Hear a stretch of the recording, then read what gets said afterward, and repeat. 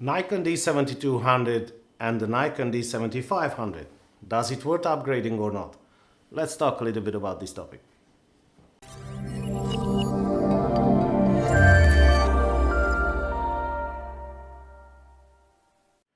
Hello YouTubers, my name is Attila Mate from Blue Sky Photography, and today I would like to talk to you about two cameras from Nikon. Nikon D7200 and Nikon D7500, the successor of the Nikon D7200. Does it worth upgrading or not? It's a great question.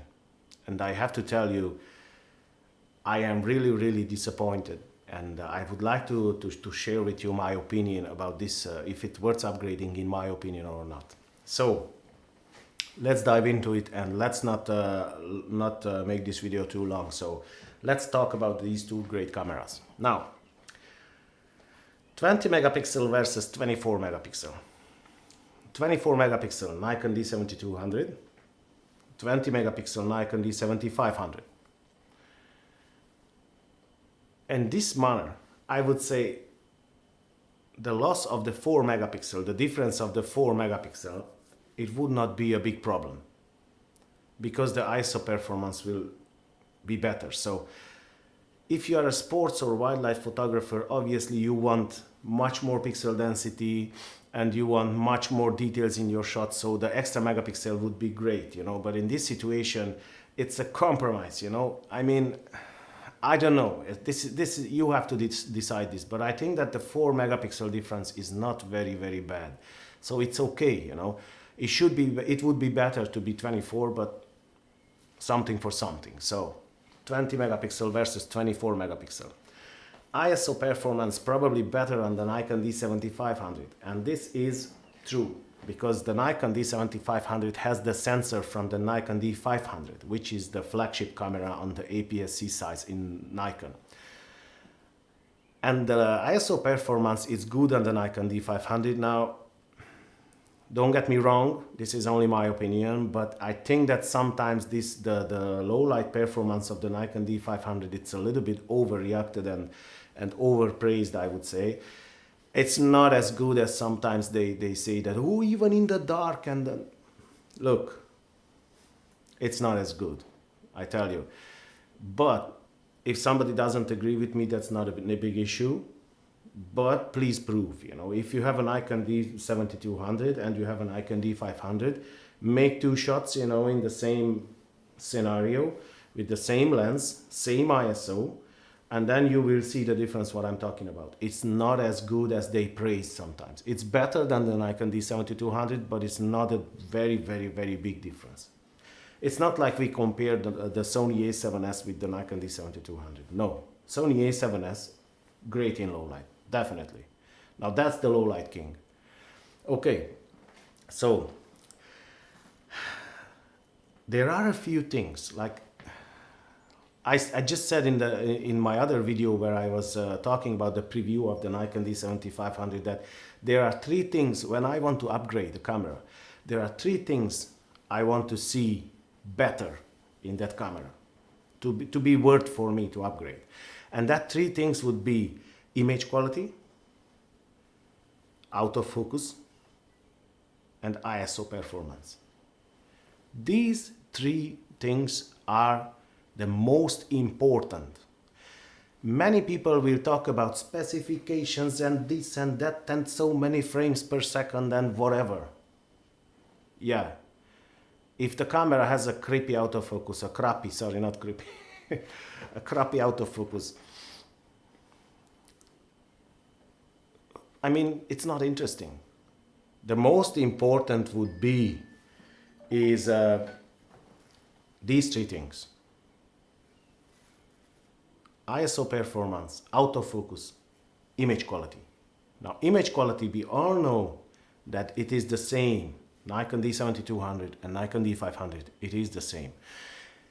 Some people, they say again that the Nikon D500 is a little bit better than the 7200, but that's only a hair. That's okay, I don't argue with that. I didn't see any difference, but anyway, it might be. If you pixel peep 200% maybe, but I'm a pixel peeper anyway. But I didn't really see any difference. ISO performance, like I said, it's better, definitely. So But here comes the third most important thing, what I said, and that is the autofocus system. And unfortunately, the autofocus system, it will be the same like in the Nikon D7200. So why Nikon? Why? If they didn't want to put the autofocus system from the Nikon D500 because they wanted to protect the Nikon D500. Because if they put the same sensor, same autofocus, same ISO performance, all the photographers will buy the 7500, you know, and they won't buy the Nikon D500. That's why they did this. I know everybody knows that. But this is a stupid move because there is no upgrade then. And this is what Nikon and Canon are doing, you know, all the time. They bring another camera on the market and they will say this is an upgrade, but it's actually they change something in the menu and they don't give anything big, like they don't think anything worth to upgrade. So same autofocus system, 51 points and 15 cross type. Like I said, I own the Nikon D7200 and I know the autofocus is great. It's not as good as in the Nikon D500, definitely. That's not a question. But it's good enough. It's good enough for trucking. It's good enough for wildlife. It's good enough.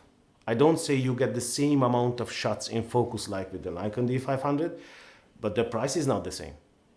Nikon D7200, it's about 800 euro, 900 euro, unless the D500 is 1,800. So there's a big difference in it. Anyway, this is the stupidest move what they did, to remove the second SD card slot. Nikon D7200 has dual SD card slot. The 7500, the successor of the 7200, has one SD card slot. And they wanted to convince us that they did it for our benefit. This is what they do usually, companies, you know, like manufacturers. They do something stupid and they want to tell you and to convince you that they did it for your own benefit. Lie. They said that they removed the second SD card slot to make room for some other new components. What components? Stupid. Stupid and a big lie. That's it. So, again, something bad. No battery grip possibility. Now, another stupid move. Like I said, Nikon D7200 stepped up in between the professional, I call it professional level. I don't know how to say, otherwise many people will say there is no professional camera. Okay, tell me how you call them. I would say that a camera with better abilities, or I don't know how to call it. Call however you want. I say professional level. So Nikon D7200 stepped up in between the professional level cameras because it has magnesium alloy body, weather sealed construction, dual SD card slot, great image quality, no anti-aliasing filter, good autofocus, and so on and so on. Battery grip option, and so on. Now, with the successor of the Nikon D7200, what they did, they said, okay, that is a professional level camera, let's cripple this intentionally, that it will be an entry-level camera. Does it make sense for you? It doesn't for me. Anyway, so they removed the SD card slot, they removed the battery grip possibility, they left the same autofocus points, autofocus system like in the 7200. So what's the point then? If you could explain to me, you know, it looks like, for me, it looks like they degraded intentionally the Nikon D7200, like I said, to protect the D500, because they wanted to sell the D500 more. But this is, I tell you, in my opinion, this will be the end of Nikon, you know. If they do another two moves like this, finito. Unfortunately, I like Nikon cameras. I use Nikon cameras. I used in the past Nikon cameras. But for me at the moment, it looks like it doesn't work to upgrade. Let's see, what are the benefits if I upgrade? ISO performance. Finito. That's it. What do I lose if I upgrade? I lose, first of all, I lose 4 megapixels. I lose one SD card slot.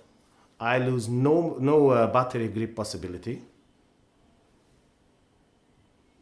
So I gain one thing and I lose three things. Does it make sense for you? And this camera will be $1,250 in US. It means 1,350 euro in Europe. It doesn't make any sense for me. If you think that it does worth upgrading, please give me the reason down below in the comments. Why do you think that it does worth upgrading? If you could explain to me, realistically thinking, why should people upgrade from the Nikon D7200? Because at the moment, if you buy a Nikon D7200, it's like 800 euro or 900 euro. With this announcement, and when this camera will come at the market, the Nikon D7200's price will go down with 150 euro again. So you will get the camera for 650, 700 euro. Unless for the 7500 you will have to pay 1,300. So it means you will have to pay double price. Does it worth the double price? To gain one thing and to lose three things. I don't know. If you could explain to me, please do it. I would be very, very curious to hear your opinion. What do you think? I was talking with a few of my friends and everybody says that Nikon is committing suicide. I mean, intentionally committing suicide. That's what we see. I don't know. So, I just wanted to share with you my opinion about getting the upgrade or not. And it looks like, in my opinion, and I emphasize this is my own opinion, and I think it's not worth upgrading. I think it's, if you want to buy a good camera, get the Nikon D7200, or if you want, just put an extra $200-300 and get a Nikon D500 second hand, or you can get a Nikon D500 from Amazon or from eBay, or it's cheaper, you know, and that's it. And you get a good camera then. You will have some disadvantages with the D500 as well, but you get a lot of advantages extra. Now that's a worth upgrade. To upgrade from the 7200 to the D500, definitely. But not this. This is like nothing. This is the same story what they did with the Nikon D7500 and the 5600. It's the same story. They changed something in the menu and they add snap bridge and whatever. And if you want to tell me that snap bridge technology and wireless and whatever it worth upgrading, it's up to you. For me, that's rubbish. If for you it works, so be it. It's your money. So, I hope that this video was helpful to you guys. I hope that you liked it. If you liked it, please like and subscribe and share my videos. And if you want to see some other videos, you know, and you have something in mind and you have a question, please feel free and leave a comment down below, and I try to make a video about it to help you out, you know. And other than that, I wish you a nice day, and I'll see you in the next one. Take care, guys.